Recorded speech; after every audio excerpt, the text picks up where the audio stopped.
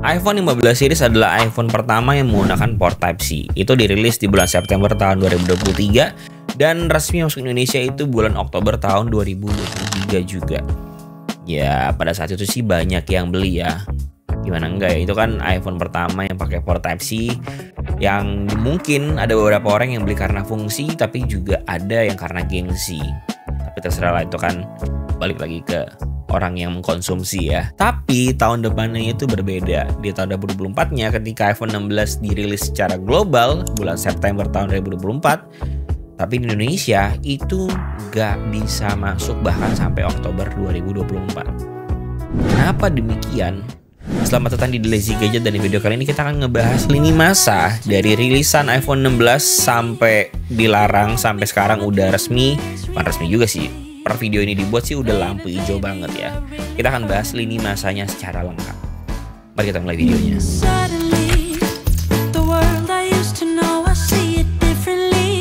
Jadi di video kali ini gue akan cerita sesuai dengan timeline ya, dari pertama kali dia ini rilis sampai sekarang ini lampu hijau. Karena di antara dua hal ini tuh ada sempat perdramaan. Ini kayak Indonesia versus pemerintahan, Indonesia versus Apple. Jadi gue di video ini mungkin akan lebih sedikit santai, kayak ngobrol aja ke kamera, ngobrol sama anda semua yang nonton ya. Dan video ini disclaimer dulu nih, video ini dibuat ini di tanggal 9 Maret. Jadi kalau misalkan nanti kalian nontonnya mungkin setelah ini atau mungkin endingnya beda ya, mohon maaf ya, ini karena dibikinnya di tanggal 9 Maret. Jadi mari kita mulai ceritanya dari bulan September tahun 2024, dimana iPhone 16 series itu diperkenalkan dan dirilis secara global. Dan waktu masuk ke bulan Oktober 2024, beberapa negara kayak Thailand, Singapura, Malaysia, Jepang itu udah masuk ya ke negara-negara mereka, udah bisa dibeli gitu.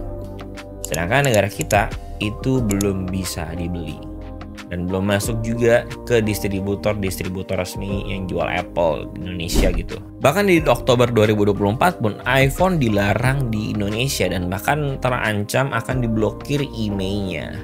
Hal ini disebabkan karena Apple ini masih nunggak investasi perpanjangan TKDN yang harusnya tuh habis tahun 2023, karena kontrak itu tahun 2020 sampai 2023. Nah udah masuk 2024, mereka nih belum ngebayar, sehingga si Apple nih dipertanyakan ini, jadi lu mau jualan atau enggak di Indonesia? Karena kalau lu mau jualan lu harus perpanjang lagi TKDN-nya, tapi ini bermasalah, jadinya agak ketahan di bulan Oktober 2024.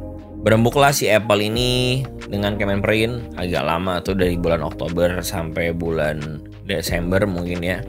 Dan di masa Oktober sampai Desember ini sebetulnya sudah terhitung iPhone 16 series yang masuk ke Indonesia itu kira-kira ada 12.000 unit. Ini tuh maksudnya masuk itu adalah orang yang keluar negeri lalu beli iPhone 16 lalu dibawa pulang dan didaftarin emailnya di Bea Cukai gitu. Ada sekitar 12 ribuan terhitung data per November ya.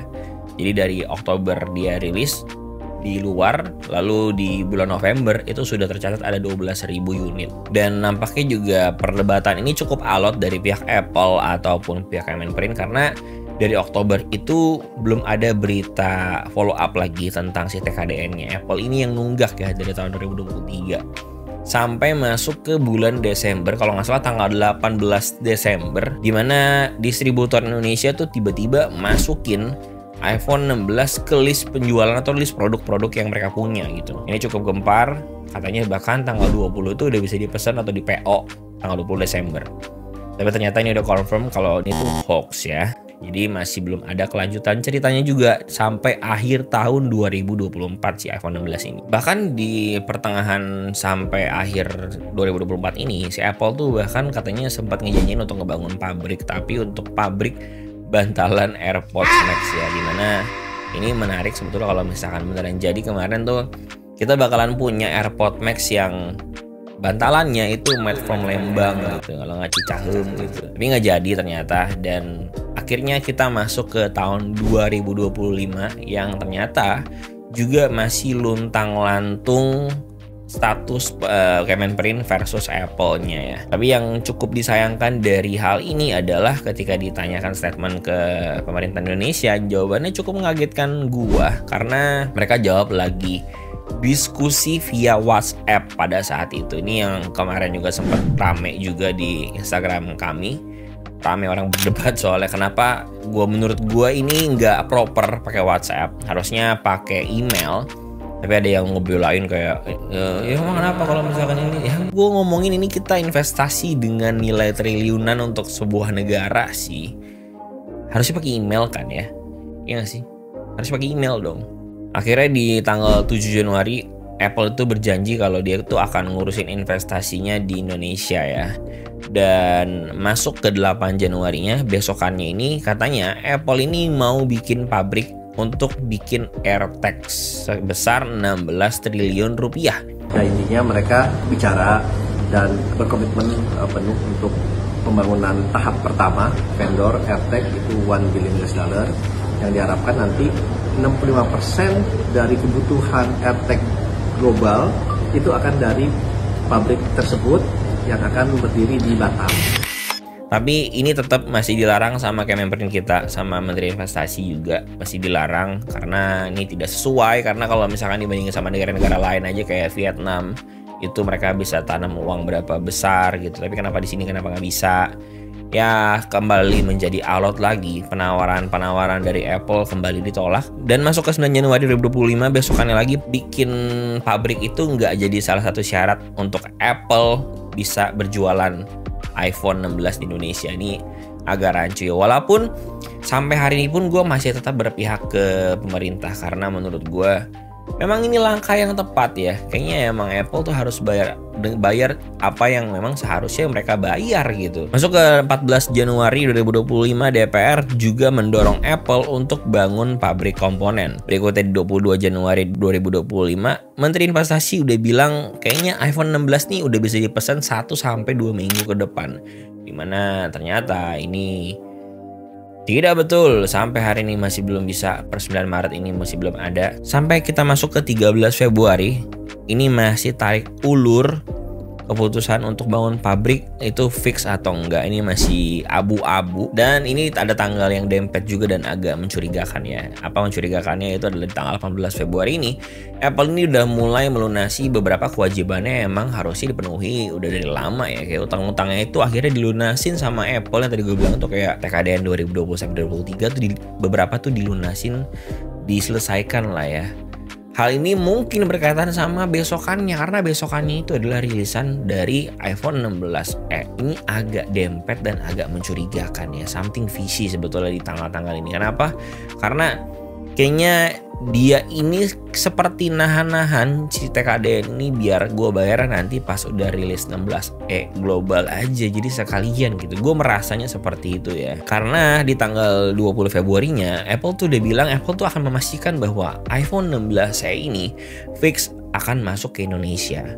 Lalu masuk ke 25 Februari berikutnya setelah dia selesaikan utangnya yang 163 miliar, akhirnya sepakatlah mereka untuk investasi sebesar 16 triliun seperti yang pertama tadi.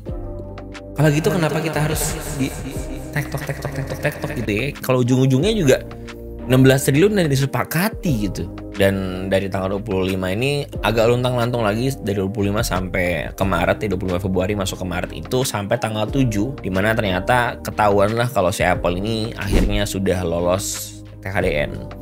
Dan yang akan masuk Indonesia totalnya nanti ada 5 device yaitu adalah iPhone 16, iPhone 16 Plus, 16 Pro, 16 Pro Max, dan 16e. Sebetulnya gue ngerasa dari semua perdamaan ini gue lebih ngerasa secara pribadi kalau Apple itu memang kayak sengaja nahan-nahan untuk bayar kewajibannya atau untuk meneruskan investasinya ke Indonesia karena dia pengen ngelihat mangsa pasarnya dulu kali ya. Gue juga nggak paham ya. Karena menurut gue 12.000 unit tuh angka yang besar untuk device seharga 20 juta ya. Katakanlah kalau misalkan kita ambil average-nya tuh 20 juta satu device.